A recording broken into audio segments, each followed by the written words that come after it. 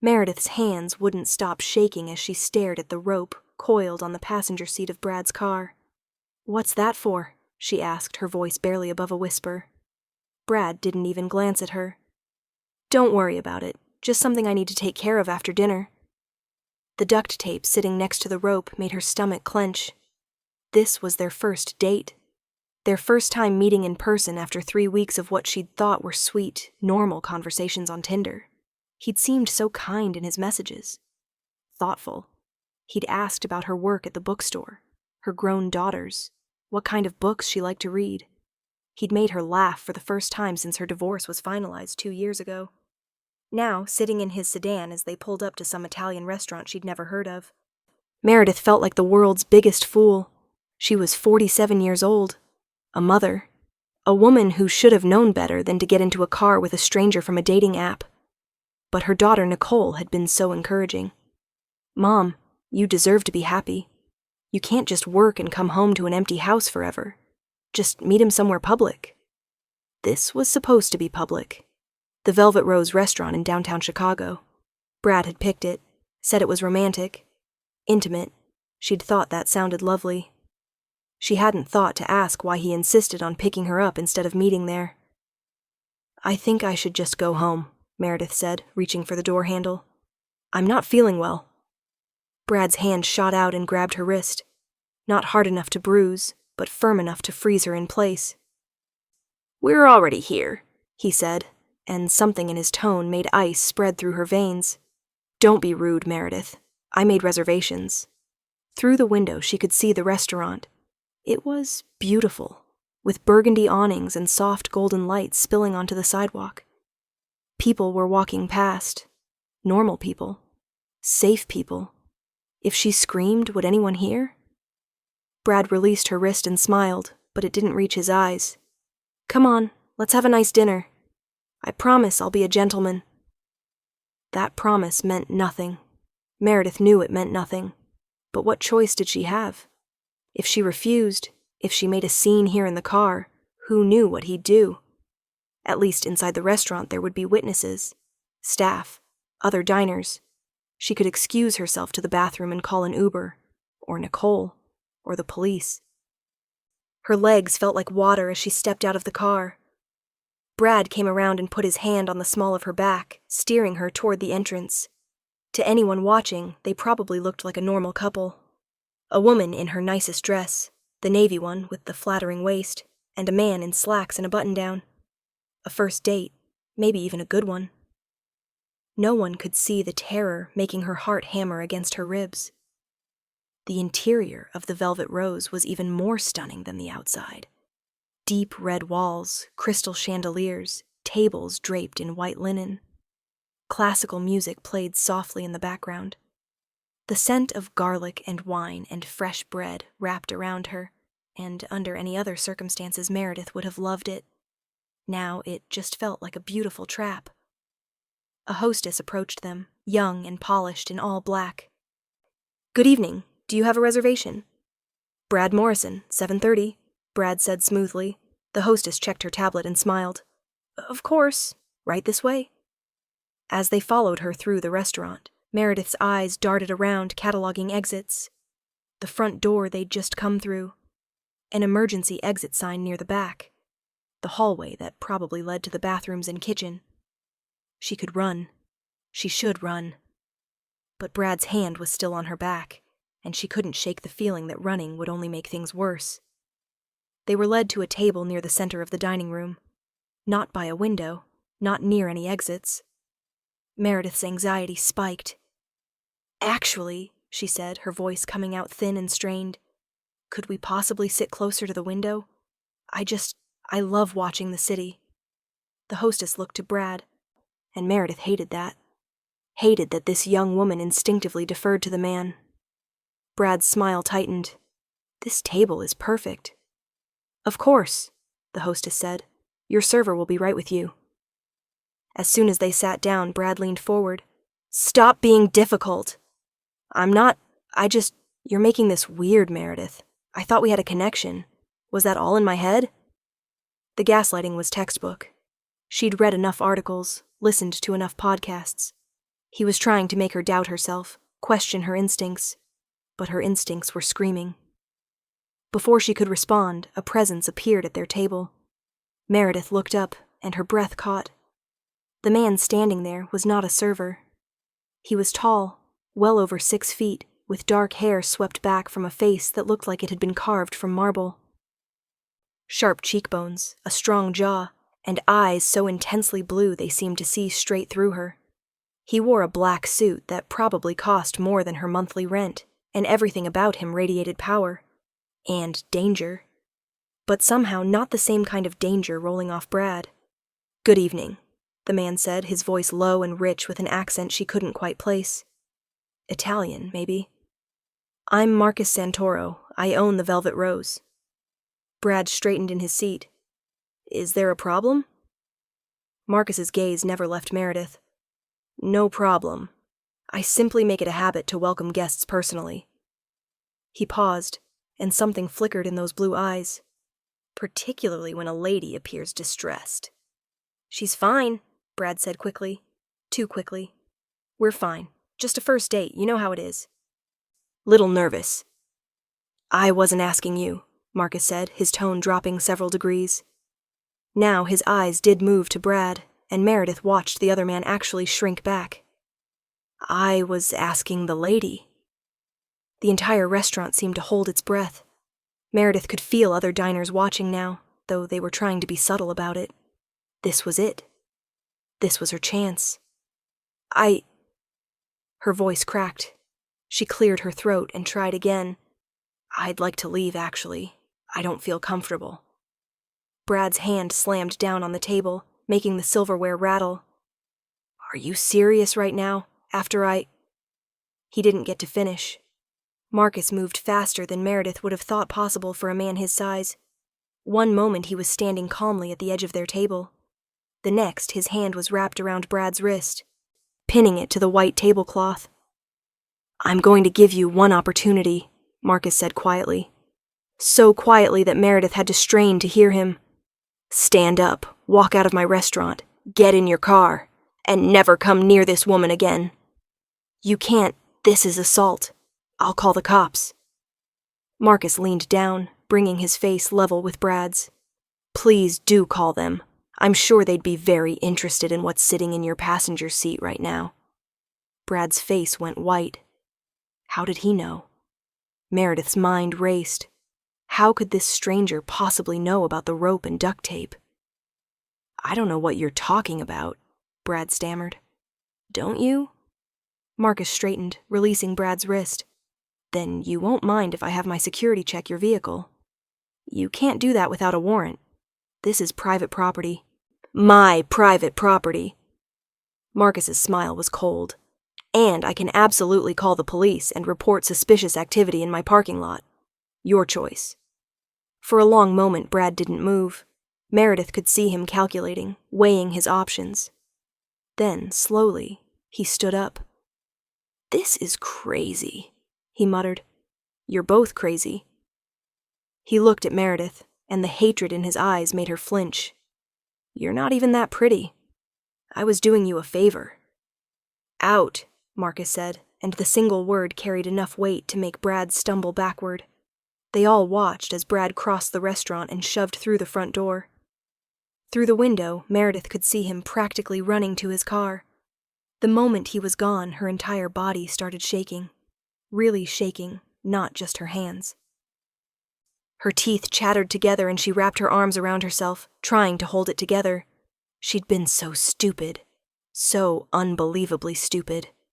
"Breathe," Marcus said, and suddenly he was crouching beside her chair, eye level with her.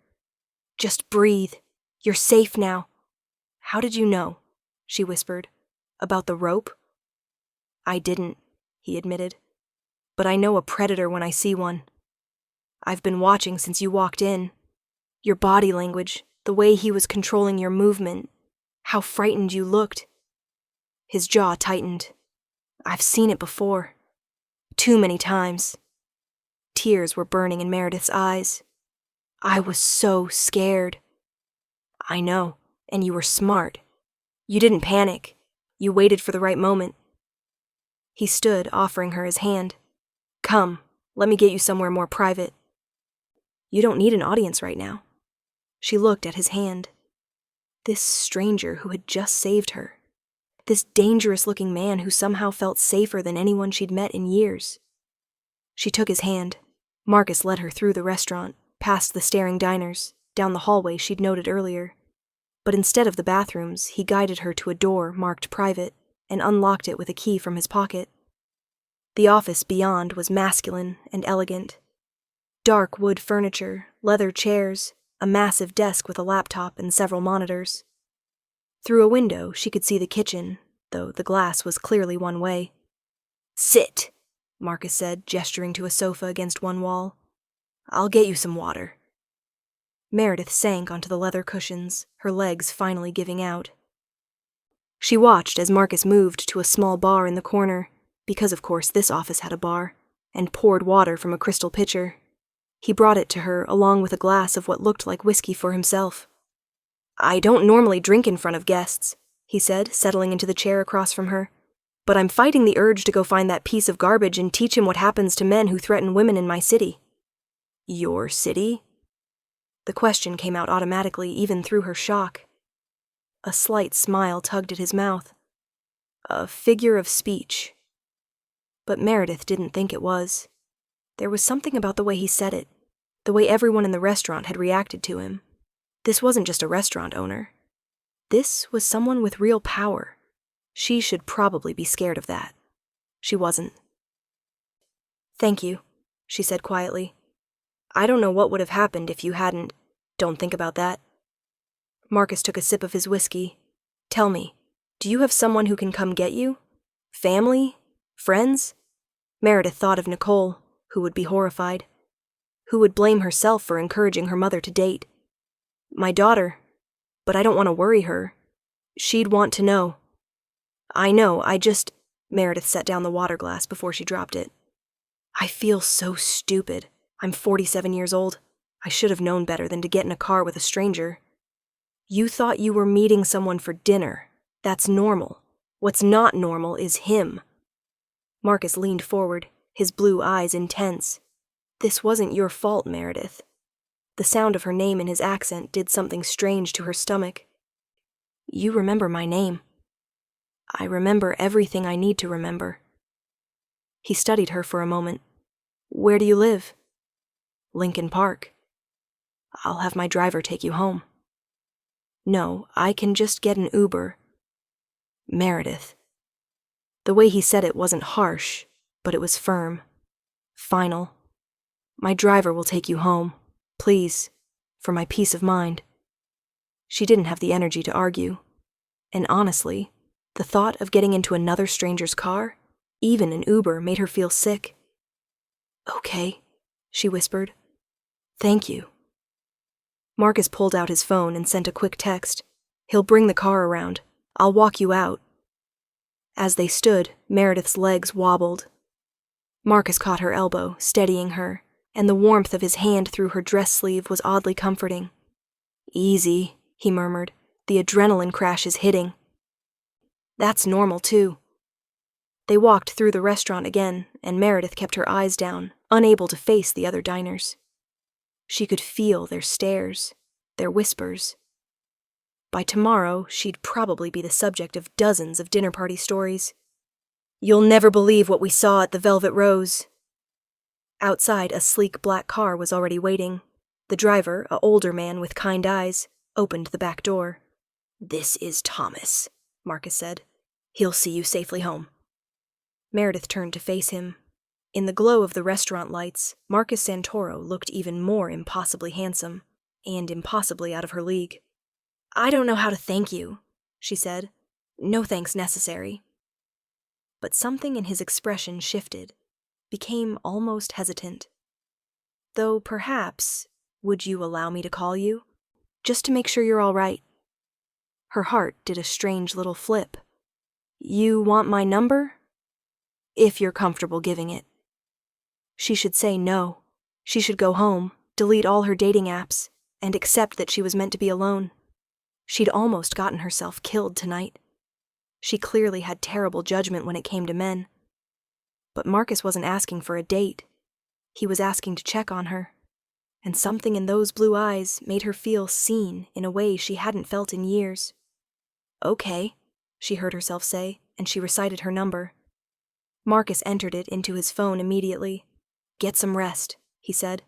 "And Meredith, call your daughter. She'll want to know you're safe." Then he was helping her into the car, and Thomas was pulling away from the curb. And Meredith watched through the rear window as Marcus Santoro stood on the sidewalk, hands in his pockets, watching until they turned the corner. She called Nicole from the car. Her daughter answered on the first ring. "Mom, how's it going? Is he nice?" Meredith closed her eyes. "Honey, I need to tell you something, and I need you not to panic." The panic came anyway, of course. By the time Thomas pulled up in front of her townhouse, Nicole was already there, pacing on the front steps. She ran to the car before Meredith could even open the door. "Mom! Oh my God, Mom!" "I'm fine," Meredith said, letting her daughter pull her into a fierce hug. "I'm okay, I promise." Thomas waited until they were safely inside before driving away. Through the window, Meredith watched the taillights disappear and wondered if she'd ever see Marcus Santoro again. Probably not. Men like that didn't call middle-aged bookstore workers. He'd just been being kind. She should forget about him. Inside, Nicole made tea with shaking hands, while Meredith told her everything. Her daughter's face cycled through shock, horror, guilt, and finally rage. "I'm calling the police," Nicole said. "That psycho had rope and duct tape, Mom. He was going to—" "I know." Meredith wrapped her hands around the warm mug. "But I don't have his license plate. I don't even know if Brad Morrison is his real name. And what would I tell them? He didn't actually do anything. Because that restaurant owner stopped him. I know. She sighed. "I just want to forget tonight happened." Nicole sat down across from her, tears streaming down her face. "I'm so sorry. This is my fault. I pushed you to start dating." "Stop.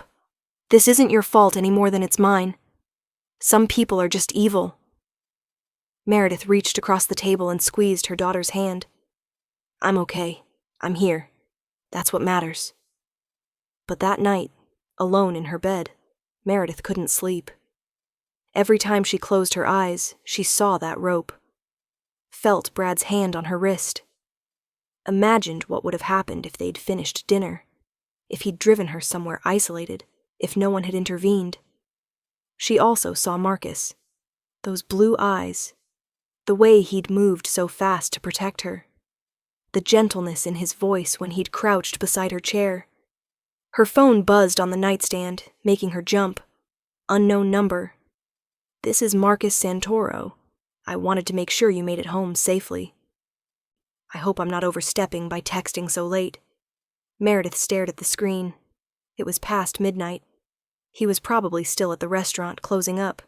And he was thinking about her. She typed back, "I'm home. My daughter is here with me. Thank you again for everything." The response came quickly. "I'm glad you are not alone.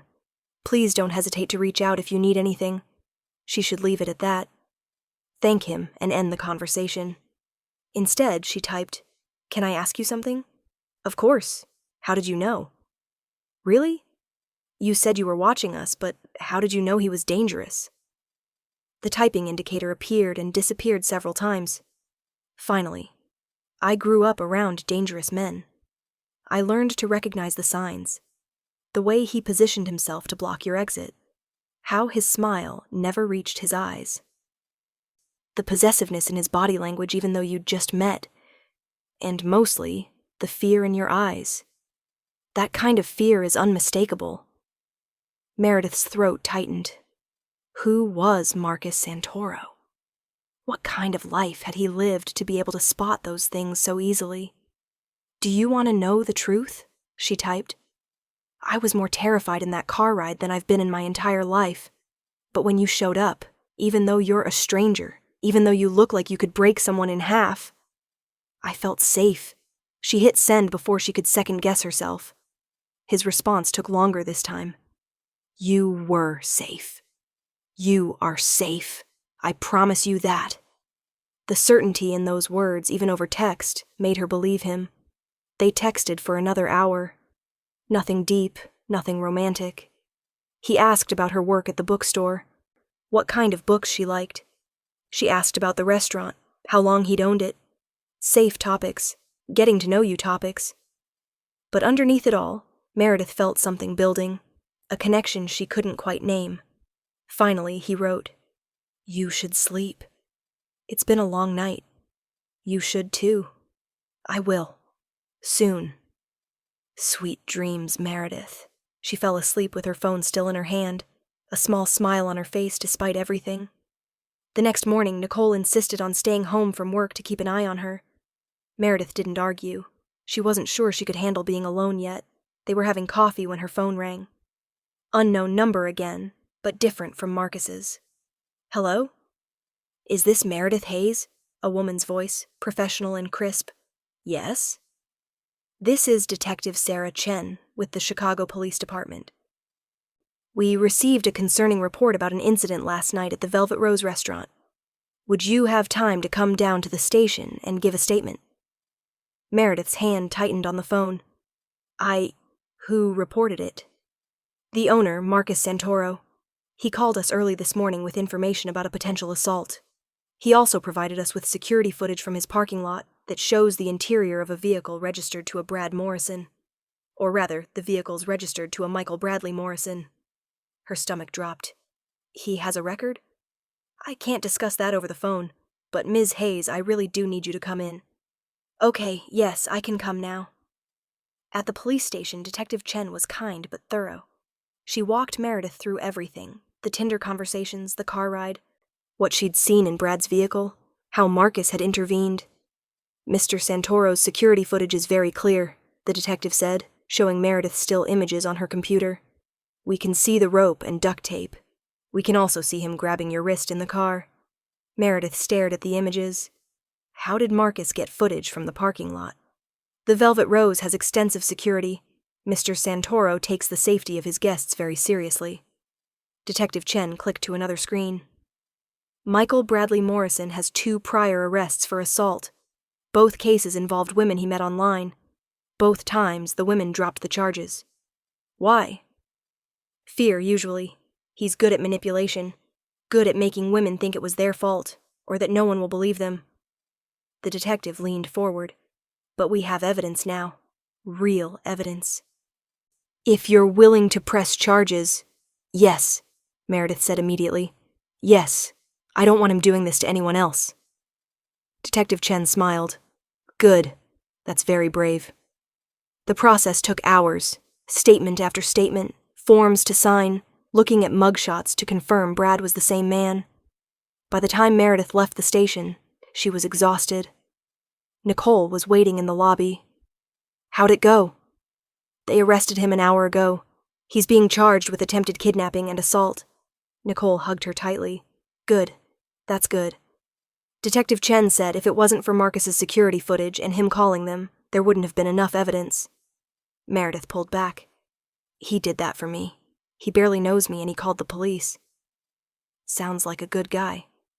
"Yeah," Meredith said softly. "He really does." She texted him from the car. "I was just at the police station. Thank you for calling them, for the footage, for everything." His response came while they were stuck in traffic. "You don't need to thank me. I did what anyone should do. How are you holding up?" "Tired, but better knowing he can't hurt anyone else.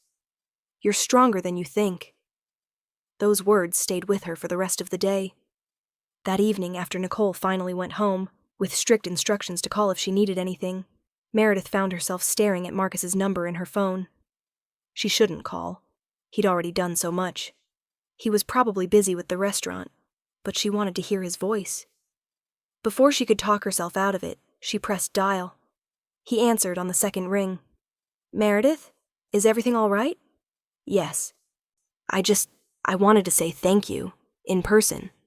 Or as close to in person as I can get right now. You've thanked me enough." "I haven't, though. You saved my life, Marcus. I really think you did." She took a breath. "Can I take you to dinner?" To properly thank you? Silence on the other end. Then, you don't owe me dinner. I know I don't owe you. I want to. More silence. Meredith's heart sank. She'd overstepped. He was just being nice, and she'd misread everything. What if instead, Marcus said slowly, you let me cook for you? At my place? This weekend? Her breath caught. Your place?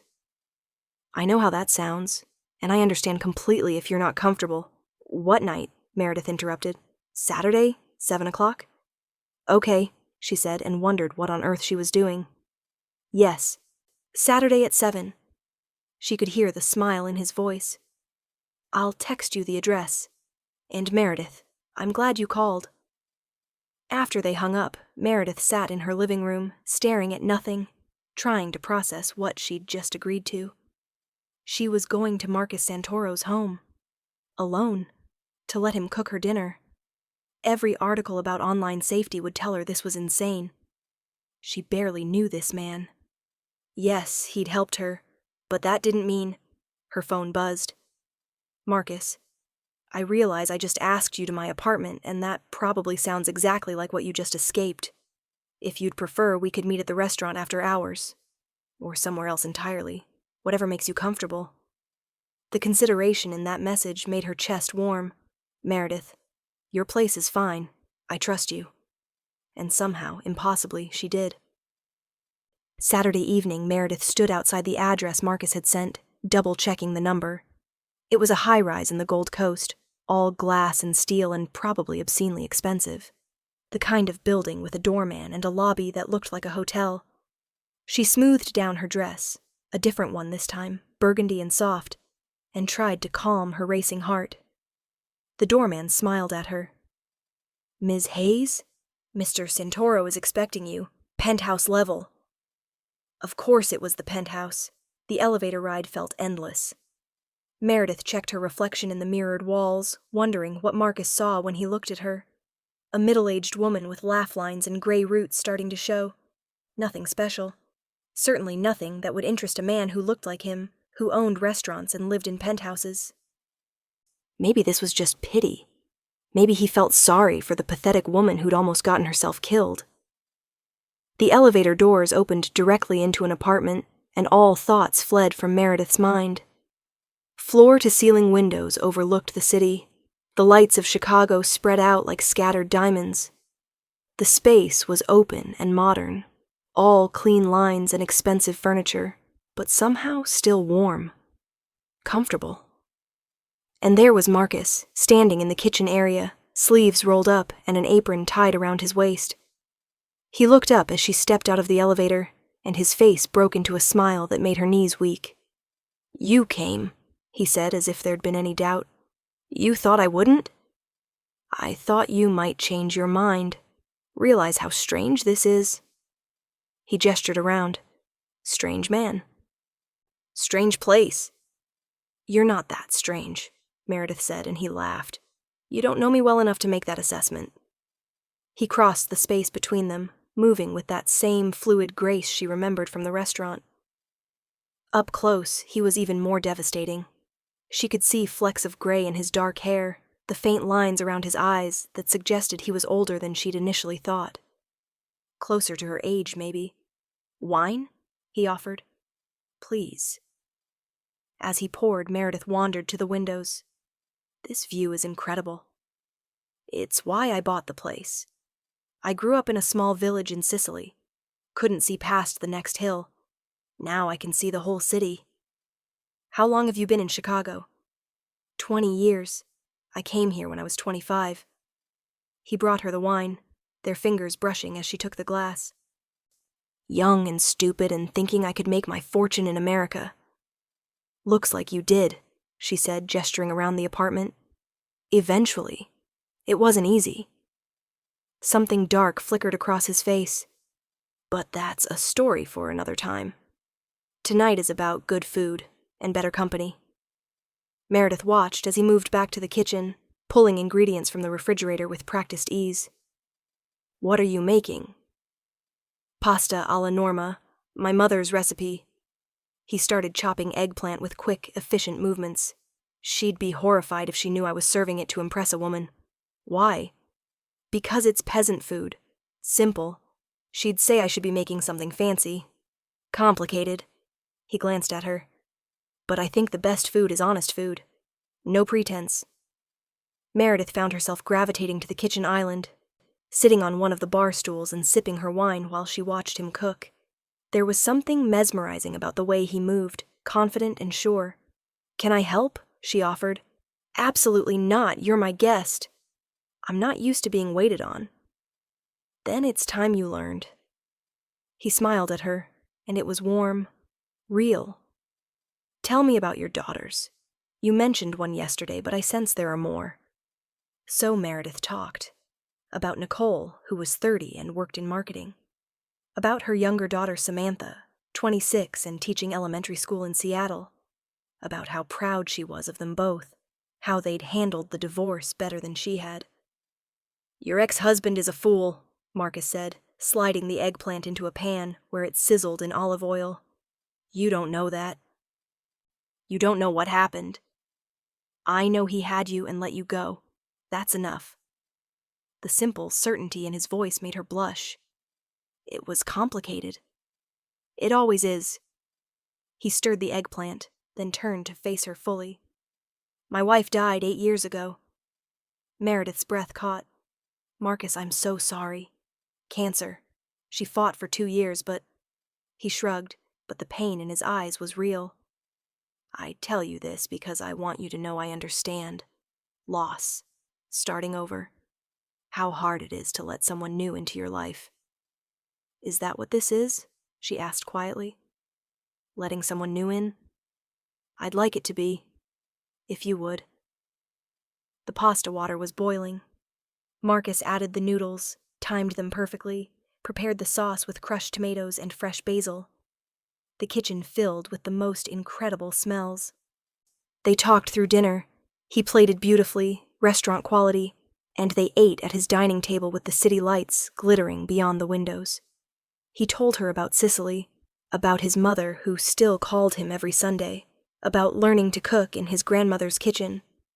She told him about the bookstore, about her favorite authors, about how reading had saved her during the divorce when everything else fell apart. "You know," Marcus said, refilling her wine glass, "I Googled you." Meredith nearly choked. "You did?" "After the restaurant, I wanted to make sure..." He paused. "I wanted to know who you were. Make sure you were real." "And? What did you find?" "A woman who volunteers at literacy programs, who's worked at the same bookstore for 15 years. Who has no social media presence except a Facebook account she hasn't updated in 3 years. He smiled. "You're a ghost online." "I'm private." "I respect that." He set down his glass. "I also need to be honest with you about something." Meredith's stomach tightened. "Okay. The Velvet Rose isn't my only restaurant. I own 6 in Chicago, 3 in New York, 2 in Los Angeles." He watched her carefully. "I also have other business interests, import-export, real estate, investments." "That's impressive." "Some of my business dealings are complex. I operate in legal gray areas sometimes. I have powerful friends and powerful enemies." He leaned forward. "I'm telling you this because if you're going to be in my life, you need to know. I'm not a simple restaurant owner." "Are you in the Mafia?" The question came out before she could stop it. Marcus laughed, but it wasn't entirely a denial. "The word mafia is so dramatic. Let's just say I come from a family with connections, and in my world, those connections matter." He was being honest with her, frighteningly honest. Meredith should stand up, thank him for dinner, and leave. This was too much, too complicated, too dangerous. But instead she asked, "Why are you telling me this now?" "Because I want you to choose." His blue eyes were intense on hers. "I want you to know exactly who I am, what my life involves, and then decide if you want to be part of it. No surprises, no lies. And if I say no, then Thomas will drive you home, and I'll never contact you again." Well, he amended, I might check the trial proceedings to make sure that piece of garbage gets what he deserves, but I'll stay out of your life. Meredith looked at this man, this powerful, dangerous, honest man, and thought about the alternative. Going back to her quiet life, her empty townhouse, her fears and her loneliness. I want to keep seeing you, she said. The relief on Marcus's face was genuine. You're sure? No, but I want to try. He stood, came around the table, and offered her his hand. She took it, let him pull her to her feet. They stood close, so close she could feel the warmth radiating off him. I should tell you, Marcus murmured. I've been thinking about kissing you since you walked in tonight. Just since tonight? Since the restaurant. Since I saw you sitting there, scared but brave. And I wanted to make everything right for you. His hand came up, cupped her cheek. May I? Instead of answering, Meredith rose on her toes and kissed him first. It was soft, sweet, questioning. His lips were warm against hers, and when his arms came around her waist, pulling her closer, she melted into him. The kiss deepened, grew more urgent. Marcus's hand threaded through her hair, and Meredith's fingers gripped his shoulders, and for the first time in years, maybe ever, she felt completely safe, completely wanted. When they finally broke apart, both breathing hard, Marcus rested his forehead against hers. Stay, he whispered. Not for anything but this. Just stay, and let me hold you. Let me prove that not all men are monsters. So she stayed. They moved to his couch, and he pulled her against his side, and they watched the city lights and talked until well past midnight, about everything and nothing, their pasts, their hopes, their fears. And when Thomas finally drove her home in the early hours of the morning, Meredith felt like a different person than she'd been a week ago. She felt alive. Over the next month, Marcus courted her like something out of a romance novel.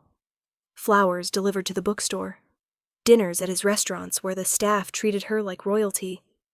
Quiet evenings at his apartment where he cooked, and she read to him from her favorite books. He introduced her to his world slowly, carefully. The men who worked for him, clearly more than just restaurant staff. The meetings he couldn't tell her about. The phone calls he had to take at odd hours. But he also showed her the good parts. Charity events his restaurants hosted. The scholarship fund he'd started for culinary students. The way he treated every employee with respect and dignity. You're not what I expected, Meredith told him one night, curled up on his couch. What did you expect? I don't know, someone harder, crueler. I can be hard when I need to be, cruel even. His arms tightened around her. But never with you. Never with people who deserve my protection. Is that what I am? Under your protection? Yes, he said simply. If you'll let me. The trial for Brad Morrison, or Michael Bradley Morrison, as she now knew him, was scheduled for early December. Detective Chen called to prepare her for testimony, to warn her it might be difficult. He's claiming it was all a misunderstanding, the detective said. That the rope and tape were for a home improvement project, that you were never in danger. But the other women, without their testimony, it's harder to establish a pattern, but we have the evidence, the footage, your statement. It's strong. The night before she was scheduled to testify, Meredith couldn't sleep. She paced her townhouse, anxiety eating at her. Her phone rang at 2 a.m. Marcus, you're awake, he said. How did you know? Because I know you. You're worried about tomorrow. What if I freeze on the stand? What if I can't do it? You can do it. You're the bravest woman I know. I'm not brave. I'm terrified. Bravery isn't the absence of fear, Kara. It's acting despite the fear. She could hear him moving around. I'm coming over. Marcus, it's 2 a.m. I don't care. You shouldn't be alone right now. 20 minutes later, he was at her door. He'd clearly thrown on whatever was nearby. Jeans and a t-shirt instead of his usual suits, and his hair was mussed. He looked younger, more vulnerable, and completely hers. He wrapped her in his arms right there in the doorway, and Meredith finally let herself cry. All the fear and stress and trauma of the past month poured out of her, and Marcus held her through it all, murmuring reassurances in Italian. "I've got you," he said. "I've got you, and I'm not letting go." They spent the night on her couch, Meredith curled against his chest, his heartbeat steady under her ear. She didn't sleep much, but having him there made everything bearable. In the morning, he made her breakfast, drove her to the courthouse himself, walked her right up to the entrance where civilians had to stop. "I'll be here when you come out," he promised, "no matter how long it takes." The testimony was as brutal as she'd feared. Brad's lawyer tried to paint her as a scorned woman, bitter about a bad date, suggested she'd made everything up, but Meredith held her ground. She told the truth clearly and calmly, looked the jury in the eye, and refused to be shaken. And when it was over, when she walked out of that courthouse into the winter sunlight, Marcus was exactly where he'd promised to be. He took one look at her face and pulled her close. "You did it." "I did it," she whispered. They walked to his car, his arm around her shoulders, and Meredith felt lighter than she had in weeks. The verdict came 2 weeks later. Guilty on all counts. Brad Morrison was sentenced to 8 years in prison. Detective Chen called her personally. "You should be proud. Your testimony was the turning point. The jury believed you." That night, Marcus took her to the Velvet Rose, the scene of where it all began. But the restaurant was empty, closed for a private party of 2. He'd set up a table in the center of the dining room, right where she'd sat that first terrible night. But now it was beautiful, covered in candles and flowers, soft music playing in the background. "What is this?" Meredith asked. "A new memory," Marcus said. "A better memory. I wanted to give you something good to associate with this place." They ate the most incredible meal, prepared by Marcus himself in the restaurant kitchen, and between courses he took her hand across the table. "I need to tell you something," he said. "You're scaring me." "Don't be scared. Never of me." He brought her hand to his lips, kissed her knuckles. "I'm in love with you, Meredith." Her breath stopped. "I know it's fast. I know we've only known each other for 2 months, but in my world, when you know, you know." His blue eyes were bright with emotion. "You walked into my restaurant terrified and brave, and you've been in my heart ever since. Marcus, you don't have to say it back. I just needed you to know. I'm in love with you, and I want to build a life with you, and I will wait as long as you need." "I love you, too," Meredith interrupted, and watched his face transform with joy. "I do. I love you. It's crazy and fast and probably stupid, but I love you." He was out of his chair in an instant, pulling her up, kissing her like she was air and he was drowning. When they broke apart, he was smiling wider than she'd ever seen. "There's something else," he said. "More?" From his pocket, he pulled a small velvet box. Meredith's heart stopped. "Marcus, that better not be. It's not a ring. Not yet." He opened it to reveal a key. "It's a key to my apartment. I want you there. I want to wake up next to you every morning and fall asleep with you every night. I want you to take up space in my closet and leave your books on my nightstand and argue with me about whether we really need another throw pillow." She laughed through sudden tears. "That's very specific. I've been thinking about this for a while." He took the key out, held it up. "Move in with me, Meredith. Be part of my life, publicly, completely. I want everyone to know you're mine." She should think about it. Should be practical. They'd only been dating for 2 months. "Yes," she said. "Yes, I'll move in with you." The kiss that followed was the kind they write songs about. Later, much later, as they lay tangled together in his bed, the city lights painting patterns on the ceiling, Marcus traced lazy circles on her shoulder. "You know what the best part is?" he murmured. "What?"